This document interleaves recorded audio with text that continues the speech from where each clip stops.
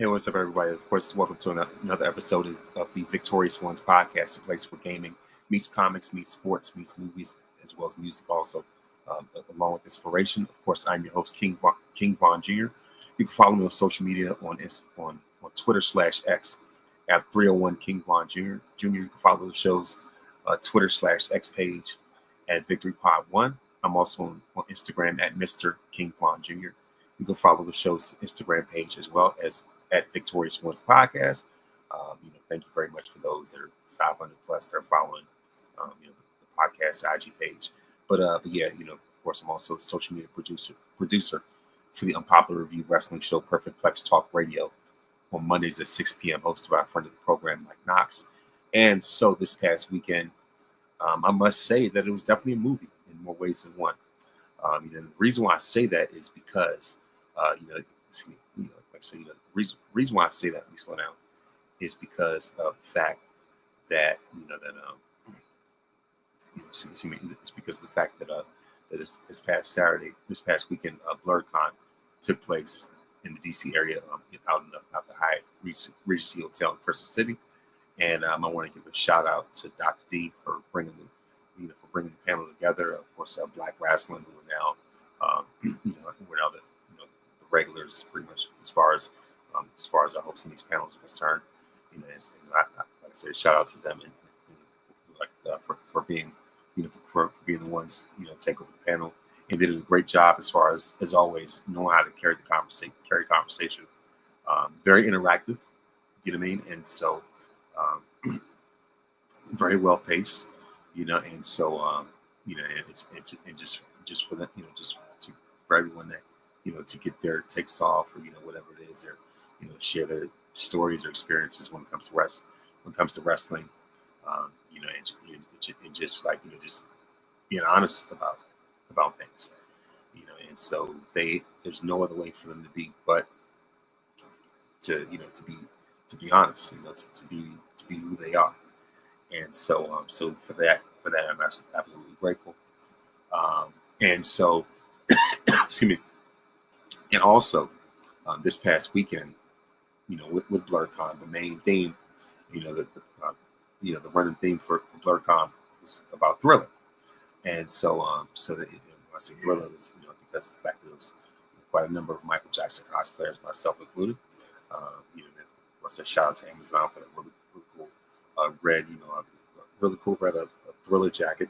You know what I mean? And so, like I said, I'm absolutely grateful for it. It's absolutely amazing. So, and I must say that it was definitely worth it. Had the Thriller jacket, Thriller T-shirt as well, and so I had my own version of the glove. You know what I mean? And so I didn't have the rhinestone with that. Here, but yeah.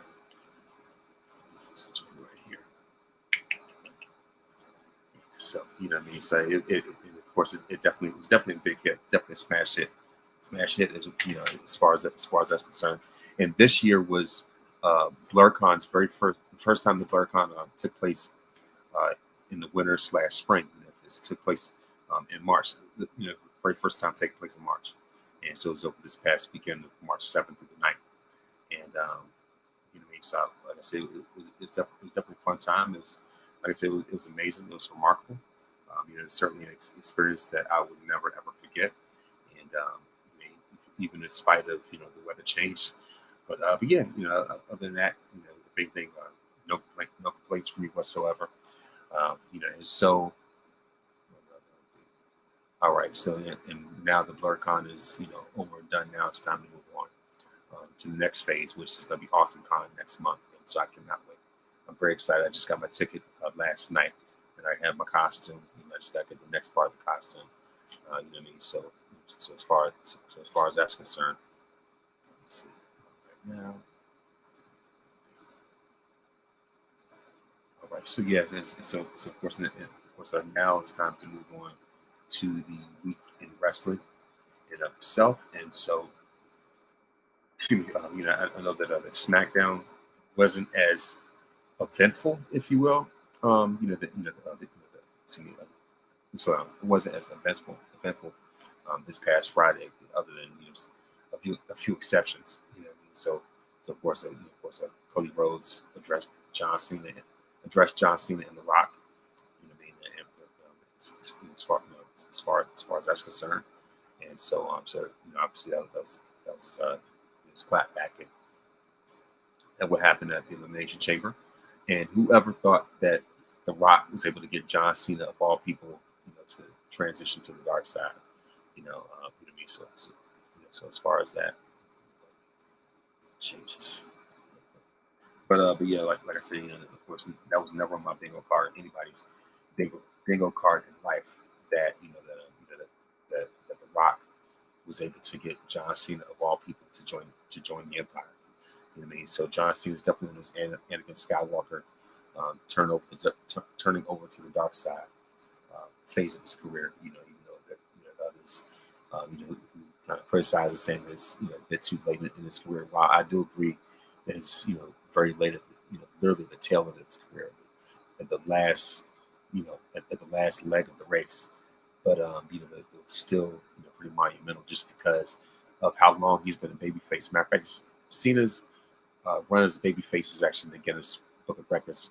For the longest run was like 21 years or something.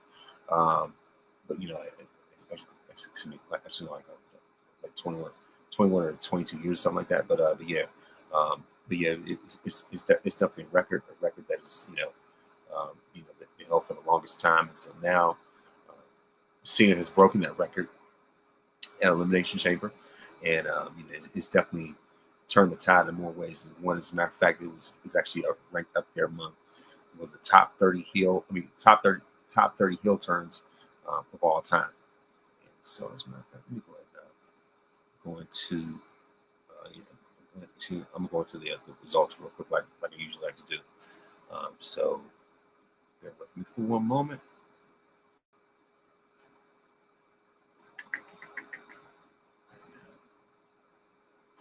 As a matter of fact, by the way, congratulations to LA Knight for regaining the United States Championship from Shinsuke Nakamura, which was very surprising.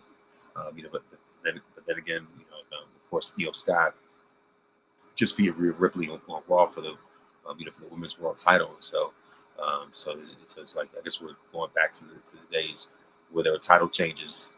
That there were on pay per view. They're now pay per views. PLEs, excuse me. So yeah, so as far as that, like I said, of course, LA Knight defeats Shinsuke Nakamura. Randy Orton goes off on John Cena and Kevin Owens. Whoever thought that we would live in a time frame, in a universe, in a timeline where where Randy Orton is a face and John Cena is a heel. So it's just like the roles are reversed. Much like I never thought I would live in a timeline where Randy Orton would be bigger than Batista. You know what I mean? So like, as far as that, I never thought there'd be a timeline. Somebody told me in 2005 that these things would happen. I'd laugh you out the building. I'd be like, yeah, what are you talking about? You know what I mean? So that's how it feels right now. It almost feel like your intelligence is being insulted or something. But yeah, as that, if anything, that's really where we are right now. One of those things I never thought I'd see the day that these type of things would happen. But yeah, so really, pretty much that's that's where we are right now. But yeah, like I said, of course, Randy Orton, sounds off on John Cena and KO, and especially eventually it's look like it's going to be Orton versus Owens at WrestleMania. Since KO defeated Sami Zayn in Elimination Chamber, and Orton came out and get KO, the RKO. He's about to give him the vintage Randy Orton punt. But yeah, I know he's definitely saving that for Las Vegas. And so other than that, of course, in a non-title match, the WWE Women's Champion Tiffany Stratton defeated Piper Niven. We also have pretty deadly defeat Motor City Machine Guns, Low Scars, and a triple threat #1 contenders match. Versus, in the biggest, of course, other than, like I said, it wasn't too much. You see that Chelsea Green defeated Michin in a street fight. It's just like whatever. Braun Strowman defeated. Actually, Braun Strowman solo score in a no contest or whatever. But the biggest story, the biggest headline of Friday was, I guess you could say the melodrama. Just this storyline, I guess, saga, if you will, that is the big three. Excuse me. The big three are the Destiny's Child of women's wrestling: Bianca Belair, Jade Cargill, and Naomi. And so, of course, this was definitely an amazing segment, and everybody was talking about how WWE deserves to get their BET awards. Excuse me.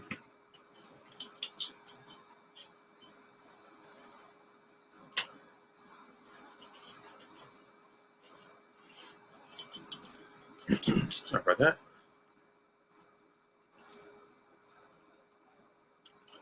Excuse me. The WWE, deserves to get their BET awards and recognition and everything like that. Excuse me. But it's just like, I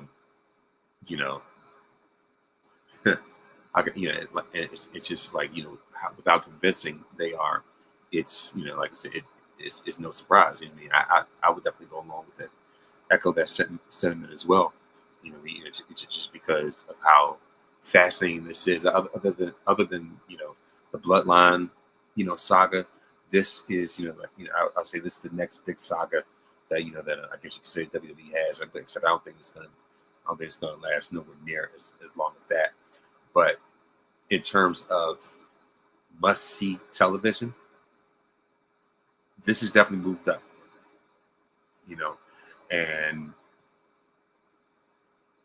just this web, this triangle of betrayal, deception, mistrust, all the makings of a BET, Tyler Perry movie, whatever. It feels like Boondocks will feast on this. You know what I mean? And of course, a shout out to Naomi for taking the page out of her father-in-law's book. As we all know, Rikishi said did it for The Rock. All these memes of Naomi's face on Rikishi's body. I was like, oh my gosh, like really, like I had to take a second or third look, like really we're going there.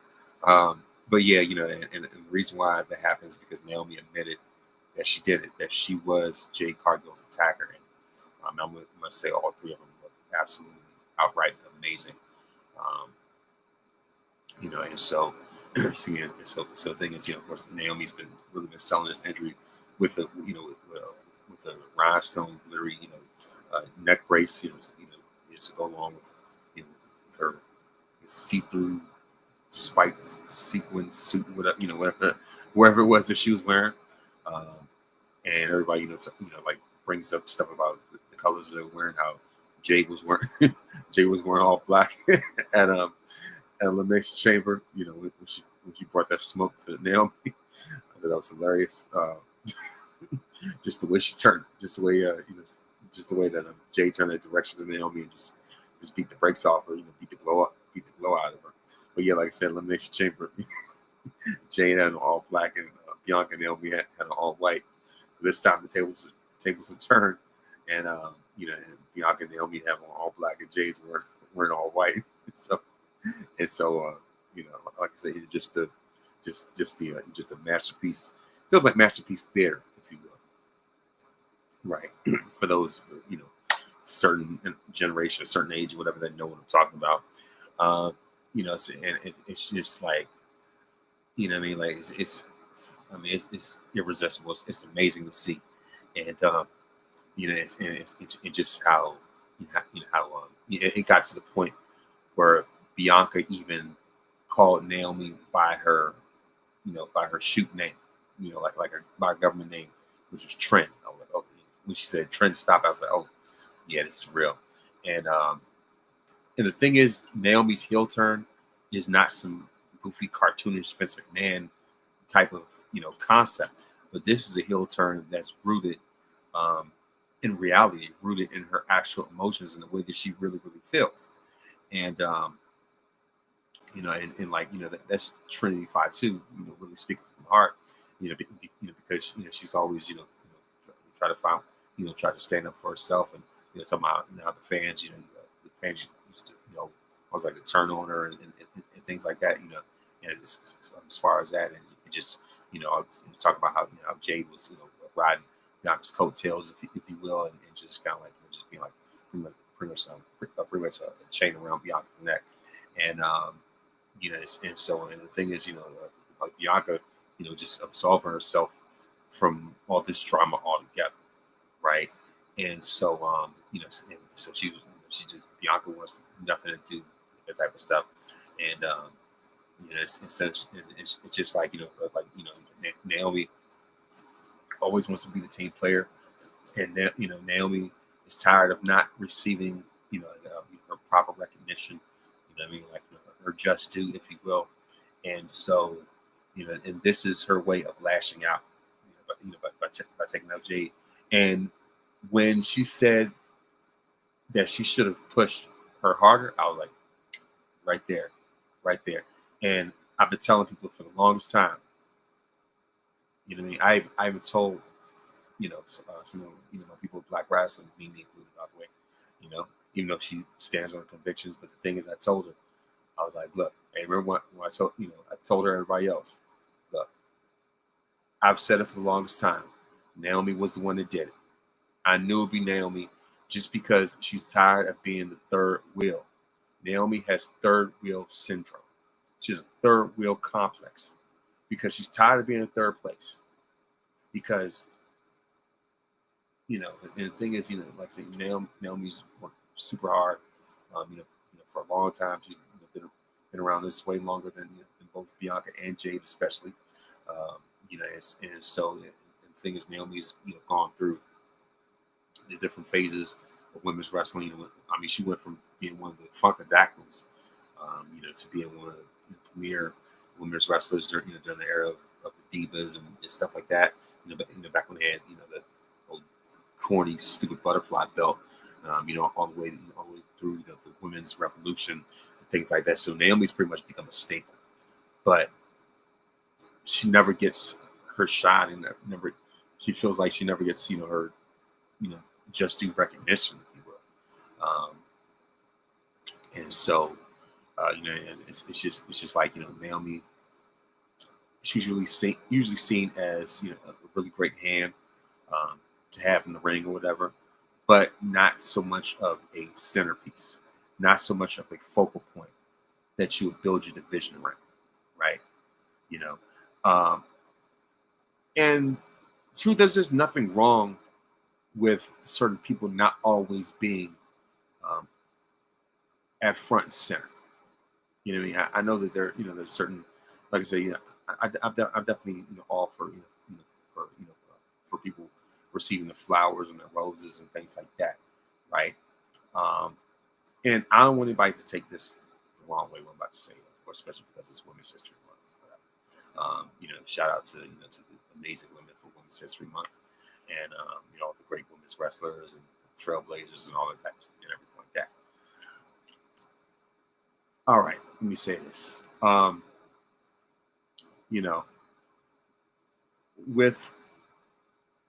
think there's a big, like I said, I'm not here to speak for anybody, but I think there's a pretty big contingent of those who are huge Naomi fans who want her to have the world and everything, and if it was up to them, Naomi would have as many, if not more, titles than Charlotte, right? And there's nothing wrong with Naomi's skill, her charisma, or whatever, but it's, like I said, it's no shade to Naomi, but it's just like, it's one of those things where everybody cannot be franchised. Everybody's not going to be Jordan. I mean, there's still room, for other stars around, right? For every Jordan, you have your Olajuwons, you have, your Charles Barkley's, your Patrick Ewing's, so on and so forth, right? Naomi pretty much fits under, I'll say, the Barkley, or if not Ewing, um, category, if you will. You know what I mean? Like, someone who's an all-time great, but unfortunately, they just happen to be in the same era as someone who transcends more. Does that negate their greatness? No.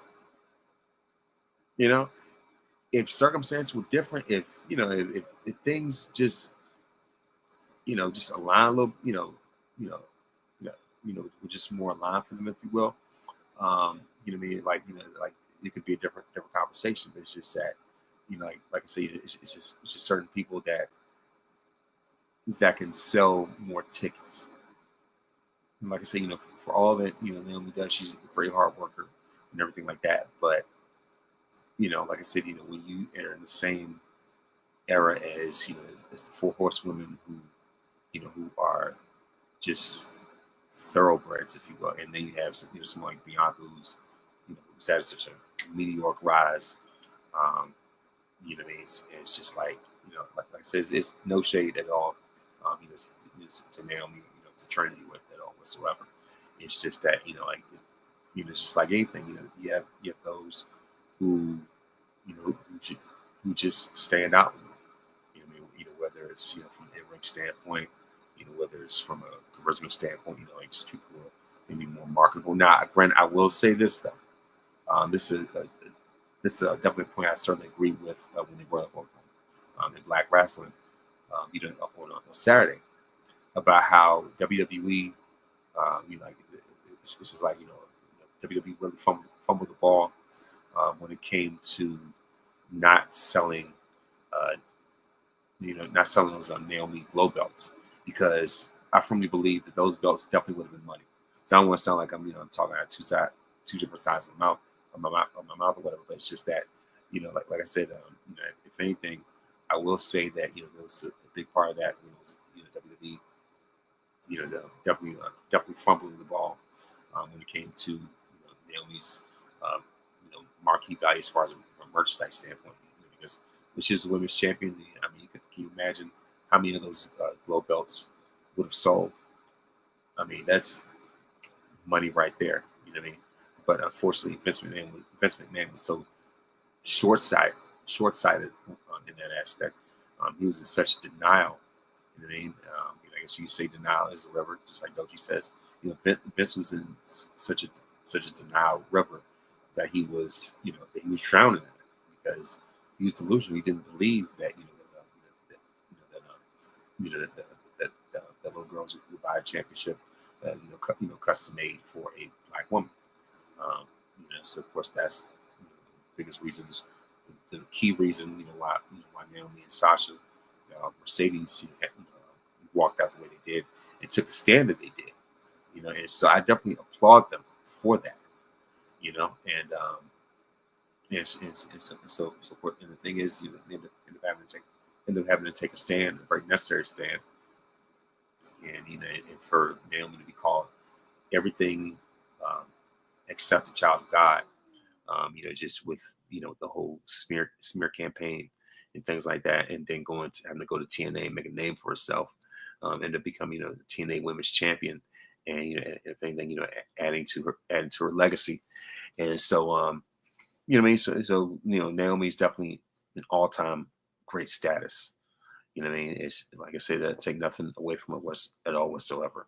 What I mean? It's just like, when it comes to greatness, as we all know, there's levels to it, but it doesn't negate who she is and what she does.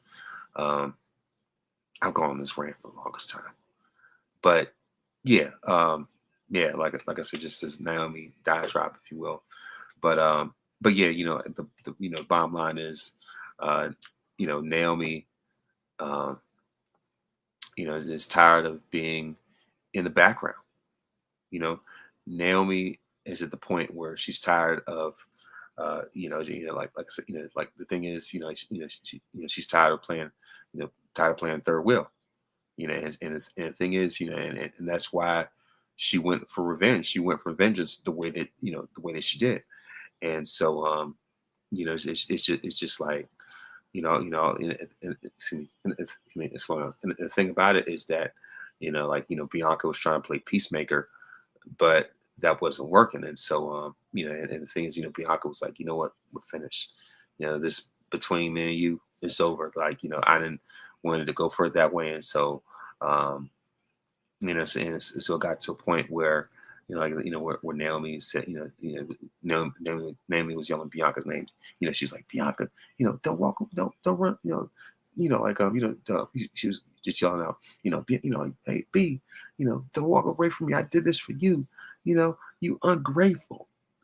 I was like, oh, ooh. And then we hear a storm is coming.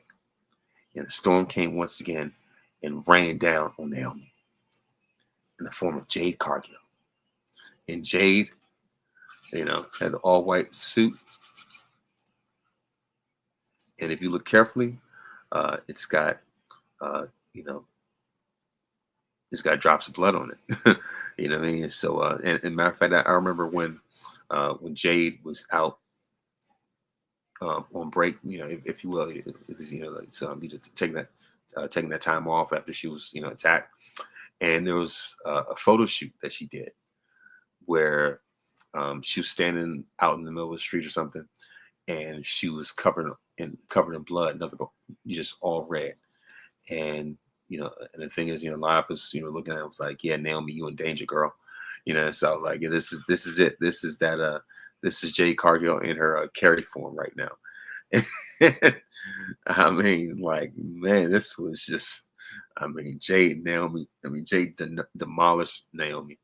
And so, so first, Jade comes out and she just stares down at Bianca, and I don't know what's going to happen with that pretty soon, but and of course, Jay just goes, makes beeline straight to the ring, as Bianca walks off in disgust and heartbreak and things like everything, and so Jade goes for the kill once again, and and of course, Stephanie Hart. Shout out to Stephanie Hardy. She said that that image of Jade, attacking Naomi and giving that jaded, just beating her down once again. She talked about how haunting that was, and as Jade lifts Naomi up, you can hear Naomi yell Bianca's name. She's like, Bianca, and then boom. I was like, oh. And then the way Jade just stood over Naomi, like, I was like, oh yeah, that girl means business.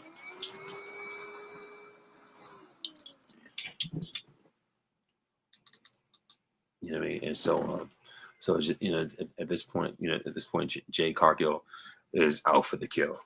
You know what I mean? She is definitely out. She has absolutely no mercy whatsoever. I mean, she is on a warpath, and I cannot wait to see how this plays out, at WrestleMania this year. You know what I mean? And I am excited. I'm ready for it. You know what I mean? And like, man, this is definitely going to be, one for the ages, right? And it's definitely going to be, going to be bigger and better and brighter in Las Vegas, and that's definitely the entertainment capital of the world. The Mania season in Vegas is definitely gonna hit a whole nother level. And I think that when it comes to WrestleMania 41, this is gonna be WWE's way of doing like Men in Black, where they had the sunglasses and put up put that memory eraser pen, and just for you to see that light, and for them to say WrestleMania 9 never existed, and boom. Because I think this is going to be their way of cleansing their palate of how awful WrestleMania 9 was last time they were in Vegas for Mania. You know what I mean? And so, outside that the Toga Party thing, everything else was whatever. Maybe the best match of that night, of that day, excuse me, had to have been That Steiner's versus Head Shrinkers match, which I believe is going to be on 2K25 and Showcase as well. But yeah, outside of that, like Shawn Michaels, who's known for being a miracle man at WrestleMania, had one of his worst, if not worst, like I said, one of his worst WrestleMania matches of all time, especially since he became HBK. You know what I mean? He was definitely not Mr. WrestleMania that day. It was not his finest moment. So, the ladder match next year was definitely the makeup for that. Undertaker had by far probably the worst, I'd say the worst main match of his career at WrestleMania 9. He'd rather live that down. You know what I mean? Of course, Brett not only lost to Yokozuna, but that blonde bigot ended up still in the title from Yoko. You know what I mean? And so it ended the show off like that. Like, yeah, WWE got to clean that up real bad, and I believe that they have the ingredients to do that. And I definitely would like to see, when it comes to this whole thing, as far as the big three, Bianca, Jade, and Naomi, and just looking to see how apparently it's going to be a false count anywhere match between Naomi and Jade, and I've been sharing. Sharing pictures, on social media in terms of how I think that the match is going to end. For some of those that they're seeing in these Facebook groups and on social media, I think y'all know what I mean. So it might be time for Jade to if you will, bang bang, finish that job. but yeah, like I said, I definitely look forward to this. You know what I mean? So it's definitely, like I said, definitely a Jade's revenge tour, if you will. Not just Liv Morgan, but it's definitely Jade's revenge tour right now. You know what I mean?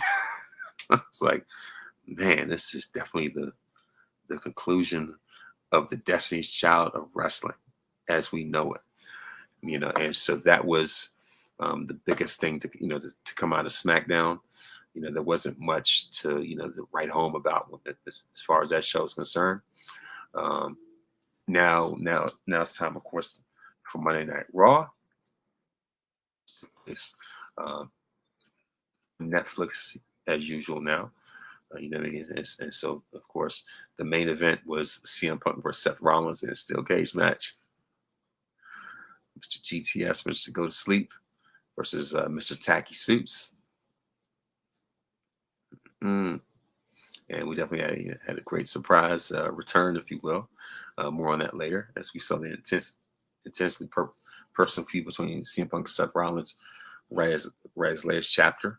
As WWE return to Madison Square Garden. Of course, Monday Night Raw, just like NXT, took place at the famed Madison Square Garden in New York City. Right in the heart of Times Square. But and of course, this was definitely a show that was very fitting of MSG. And of course, as far as the card, we have steel cage match with CM Punk versus Seth Rollins, a tornado tag, Rey Mysterio and Dragon Lee versus the New Day, Jey Uso versus Grayson Waller, aka Kangaroo Face, as I call him, and AJ Styles calls out Logan Paul. We have, like I said, Jey Uso versus Grayson Waller, and the winner of this match, main event, Jey Uso. You know what I mean? It was obvious that was a given. And then we have Logan Paul calling out AJ Styles. And of course we have, and the fact that WWE tries to make this dude, some type of sympathetic figure. You know what I mean? You have, of all people, to be in the front row at Madison Square Garden was this old gross right-wing Nazi looking like I said, this racist right-wing Nazi mustache looking dude, Waluigi mustache for real, Andrew Schultz. You know what I mean? The very guy that Kendrick was referring to when he said, "Don't let no white community talk about no black woman as law." That's who that was for. And F whoever that's close to him. You know what I mean? Those who like to cap those like the coon or whatever, everything else that Kendrick was talking about. That was referring to Andrew Schultz and those who like to associate with him. You know what I mean? And so I'm like, after the stuff that he said about Kendrick, I'm like, yeah. And for NYC to make it the WWE to make it look like this some type of hero for the city. And as much as I can't stand Logan Paul, I'm glad they beat up Andrew Schultz. That's the only redeemable quality in my estimation that Logan has. You know what I mean? And of course AJ Styles, was the one that came in and make a save, for Andrew. Not that he needs it, and like nah, I wouldn't win. I wouldn't win it at all whatsoever. Like, nah, I could keep that. But yeah, you know what I mean. So, you know what I mean. So as far as that, you know what I mean. Like that part, like nah, you could thumbs down. You know what I mean. If it was up to me, you know what I mean. Like, if it was up to me, Schultz would have that mustache knocked off his face, like that. The fact that there are people who pan that all across the board, myself included, and especially the people who looked at it and it says that the WWE's definitely made a safe space for for racists and abusers racists and abusers to attend their show. And so of course you look at Andrew Schultz. I'm pretty sure that referring to Fabulous as well. Sorry about that. Sorry about that. Like I said, excuse that, but like I said, as far as Andrew Schultz, him most certainly. Let me edit that last part out. But yeah, as far as that, like I said, Schultz was in the front row. And of course, he wasn't the only one. We've also had other celebrities, other celebrities like Fabulous, and of course, the biggest star of them all, Macaulay Culkin. You know what I mean? So I thought that was great to see him out there, and so as far as that, I thought that was great. He's not lost in New York anymore. You know what I mean? I was like, yeah, this dude's an absolute legend and an icon. So that was great to see him out there. If there was any celebrity that was really worth seeing, like I said, it was, if anything, it was definitely Macaulay. But yeah, what I mean, like I said, like I said, you have guys like Andrew Schultz. Like I said, Andrew Schultz. You had Fabulous out there, and Macaulay Culkin as your celebrities. Unless I'm missing somebody else, but yeah.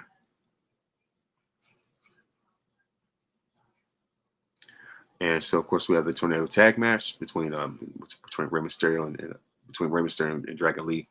Of course, versus the New Day, and the New Day defeat the LWO. And then, of course, we also have a segment with we have Dominic Mysterio and former Finn Balor. They got an Intercontinental Championship match with Braun Breaker before flashing an ominous look at Liv Morgan, suggesting that Judgment Day is definitely headed for destruction, headed for an implosion. It's only a matter of time, and of course you have Cody Rhodes, Cody Rhodes, calling out John Cena, and of course we can see that Cody's, his eyes still bruised from that attack by John Cena and that cheap shot by Travis Scott. And of course, Cody told the fans that their former hero no longer thought it was pertinent to be there for Raw, but he would grace the WWE Universe with his presence next week in Brussels. So John Cena's going to be in Brussels. He's going to be, via satellite like The Rock. You know what I mean? But yeah, of course, the American Nightmare ended with an impassioned promo like his dad.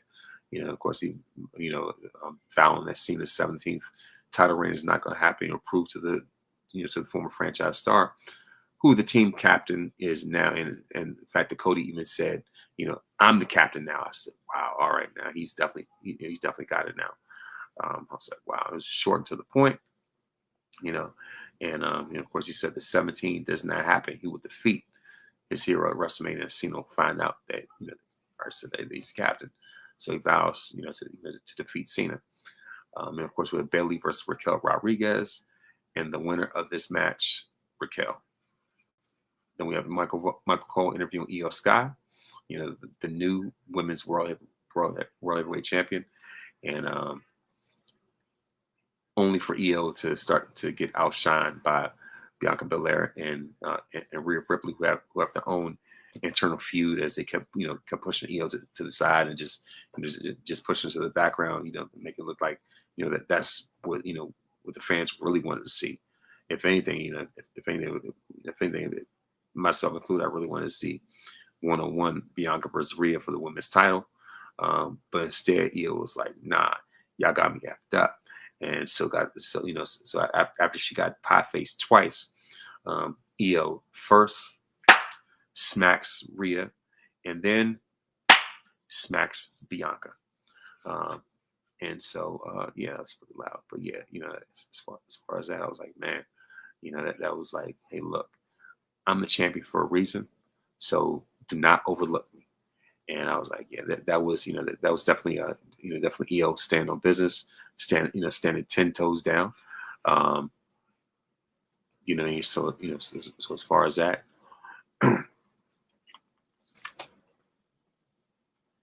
And so so as far as that, I thought that was definitely a grade A segment, if you will. And then next up, we had the steel cage match of the main event of CM Punk versus Seth Rollins. Another chapter in this saga. And I must say that CM Punk has been on one of his best runs in years, especially when it comes to these feuds. Of course, whether it was the Drew McIntyre rivalry last year, and now now he's transitioned to the Seth Rollins rivalry. I was like, man, they're really picking up steam when it comes to CM Punk, and especially when it comes, especially like when that his window of opportunity is closing. So it's just like their thing is to maximize that, to make the most out of it while he's returned.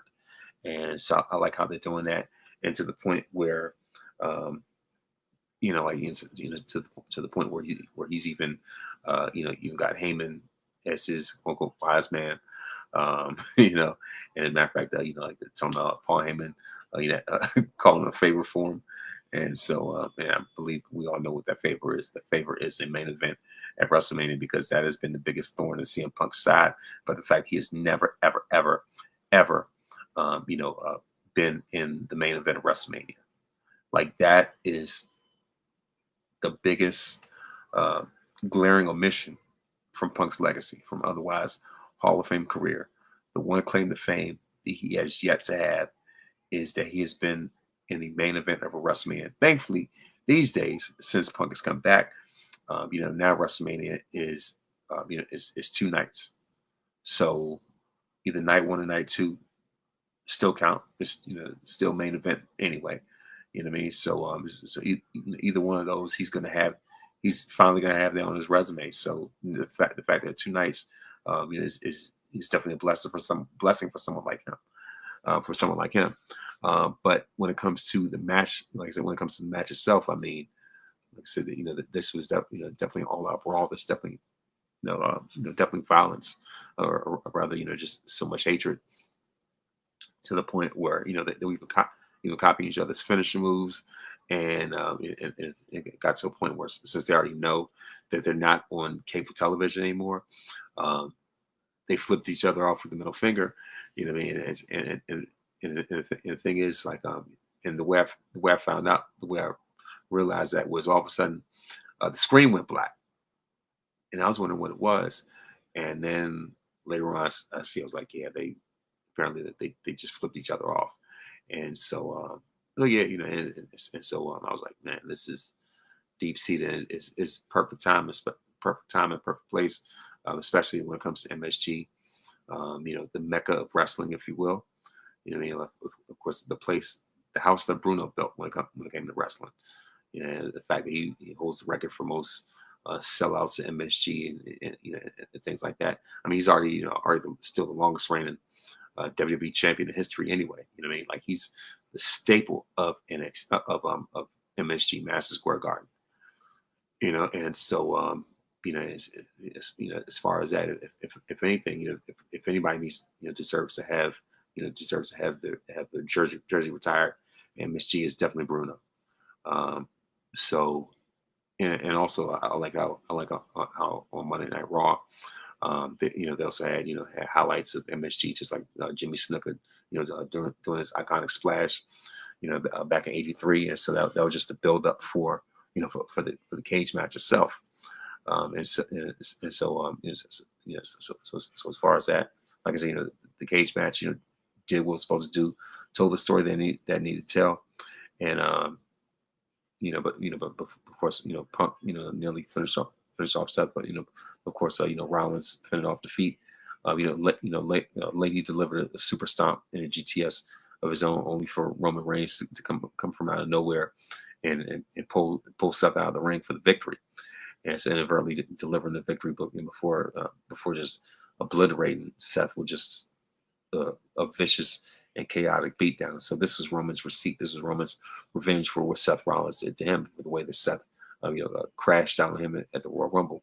There's a curb stomping him not only once but twice, but with both feet as well. That's what made it even worse, even more insulting, And so I was like, there's no way Roman's gonna go down like that.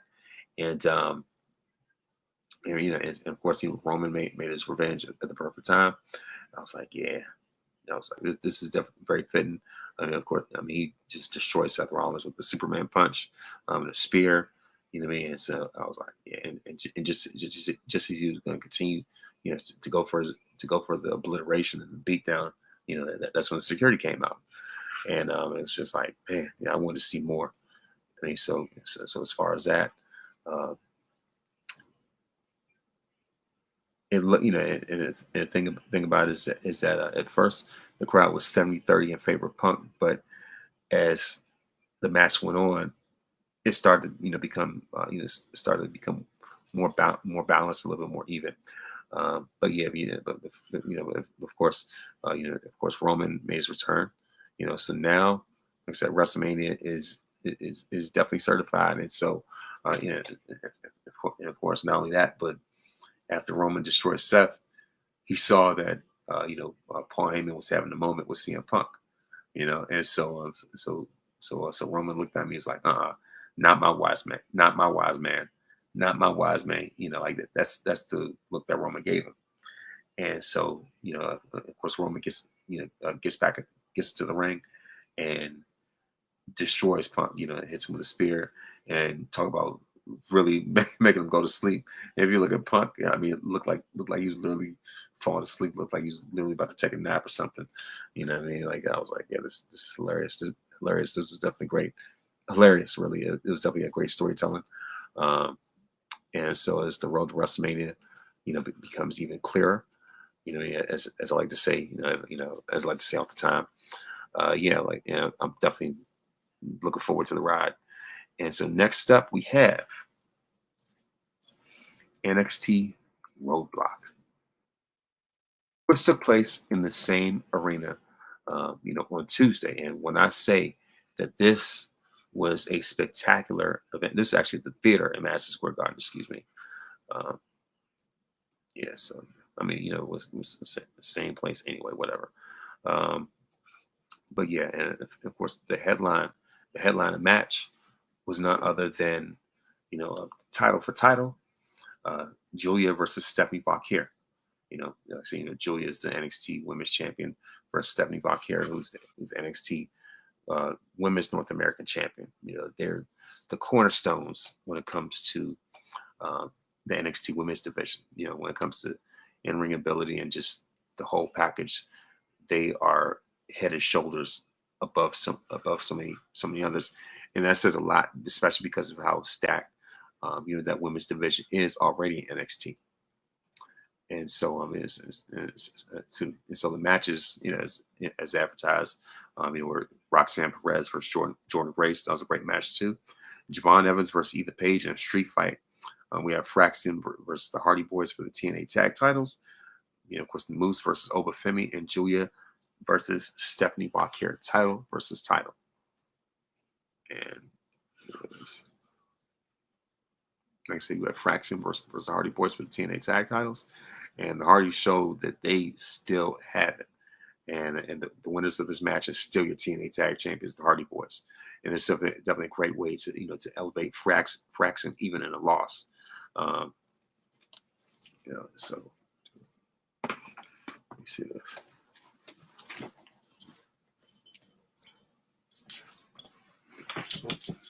Sorry about that. Anyway, yeah. So like I said, as far as that, and the things, the theater was definitely a great venue, for NXT anyway. And so Jeff Hardy's always the MVP when it comes to aesthetics, when it comes to face paint.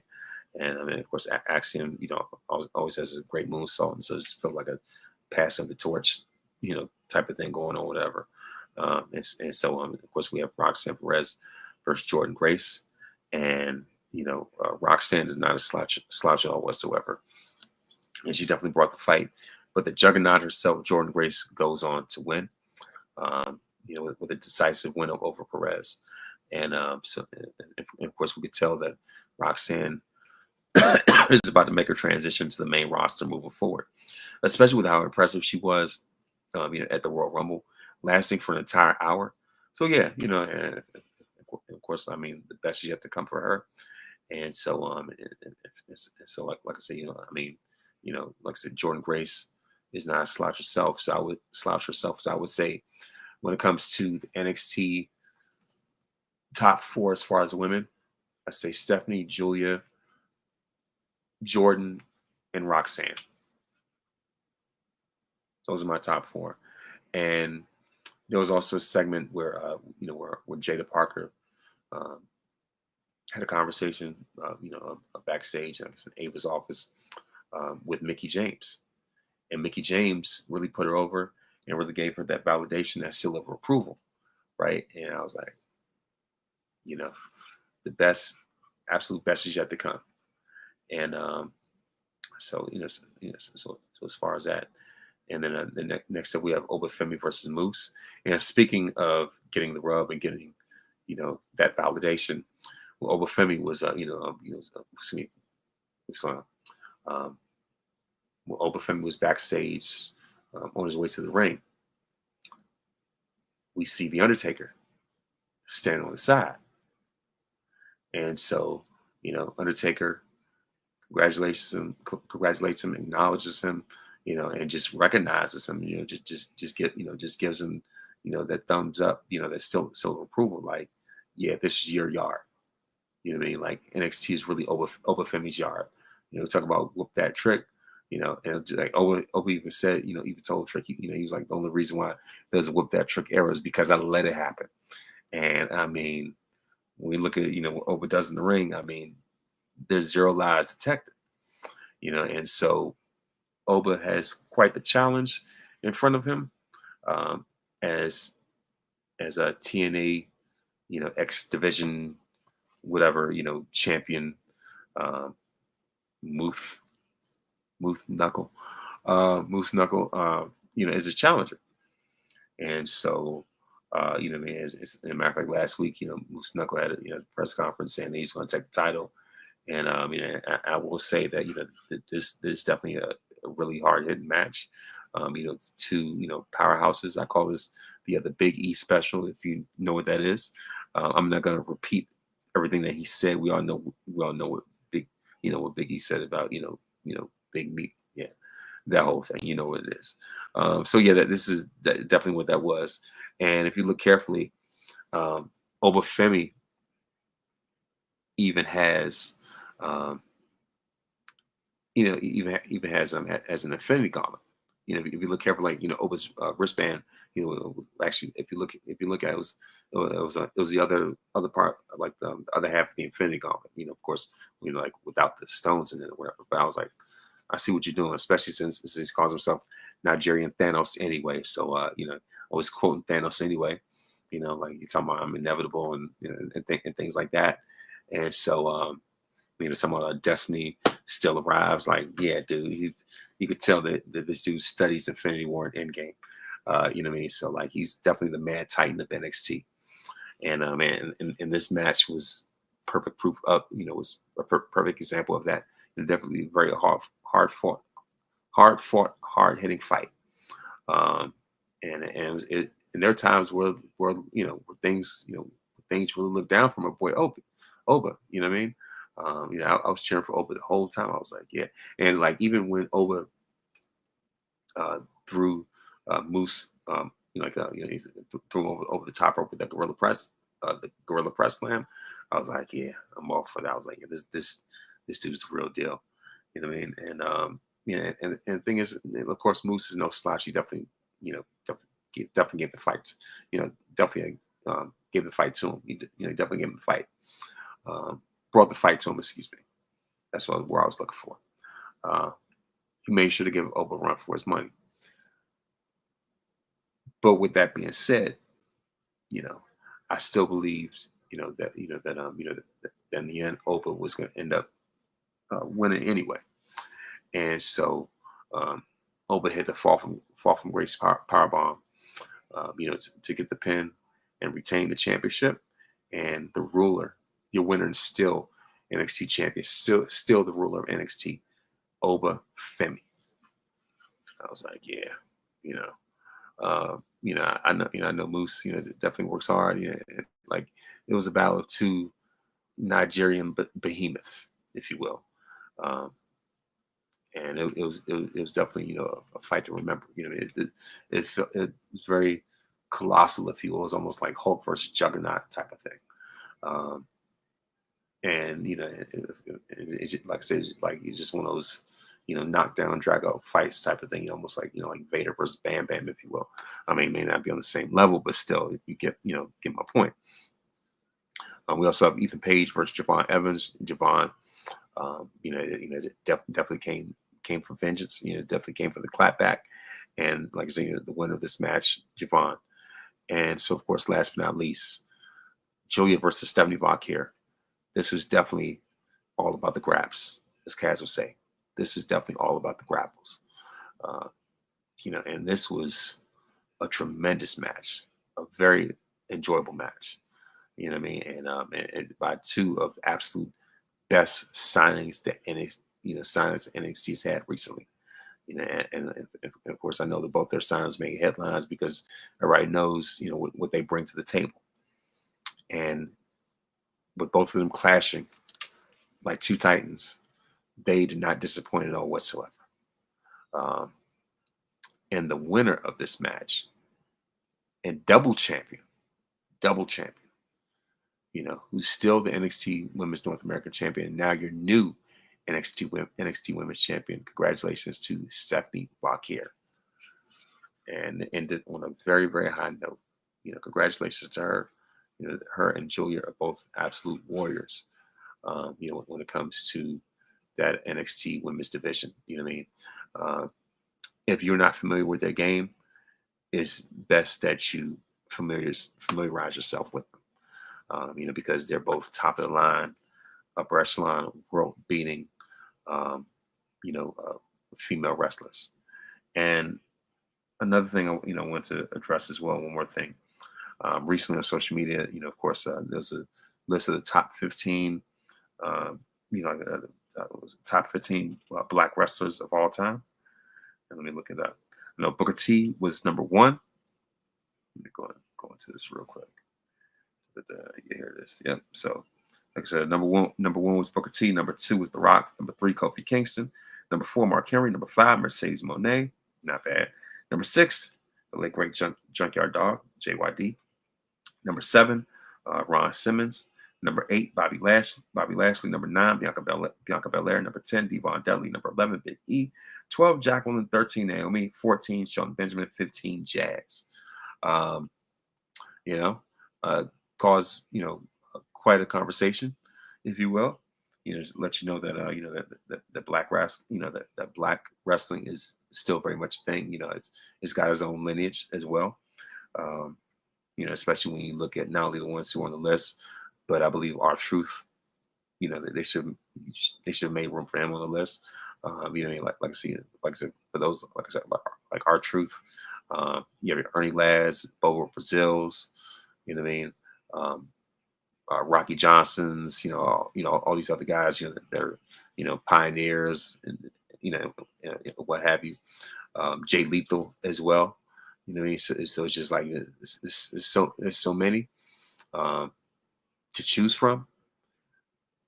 The pool may not be as deep as when it comes as like the the list for non-black wrestlers, that selection is far deeper.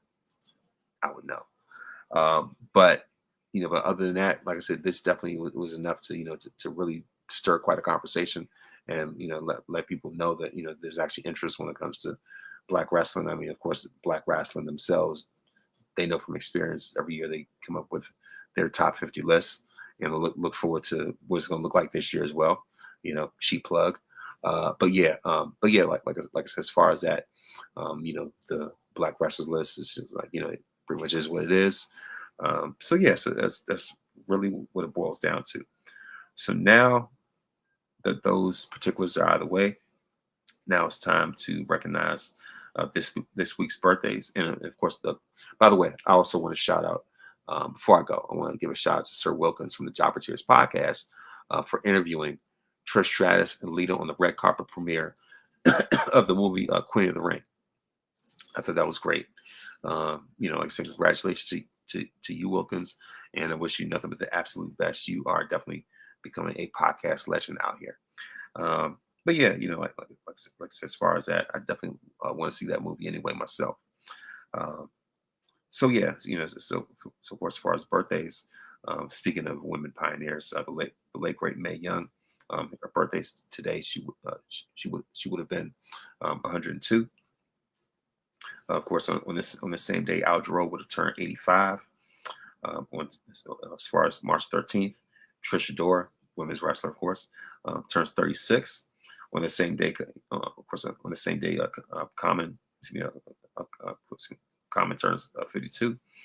Of course, Takara from America's Next Top Model turns 43. March 14th, Quincy Jones will turn 92. Of course, actually, on March 14th, Steph Curry will turn 37. Steph Curry turns 37. March 15th, Eva Longoria turns 50. On the same day, Billy Crystal turns 77. The Iron Sheik would turn 82. March 16th, Clip the Power Bear Notice Pinky turns 69. March 17th, Kurt Russell turns 74. Queen Latifah March 18th, Queen Latifah turns 55. And on March 19th, Bruce Willis turns 70. And that's it when it comes to your birthdays. And now when it comes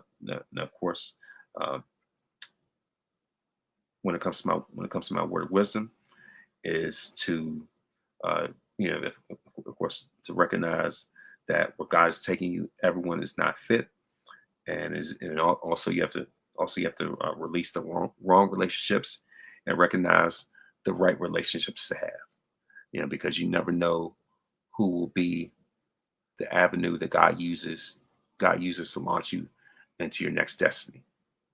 So that's my word of wisdom for this week. And of course, you're victorious because greater is he that is in you than he that is in the world. When you put God in first place, you don't have to worry about being in last place. Please make sure to listen to this podcast on iTunes, Spotify, Google Podcasts, or anywhere that you download podcasts. You can stream on YouTube as well, youtube.com/Advon Resper Jr. Please make sure to like and subscribe for more great content. And of course, like I said, thank you very much for those that happen to be watching, and like I said, thank you very much for listening as well as streaming, and of course, like I said, thank you very much, and may this day be the very best day of your life.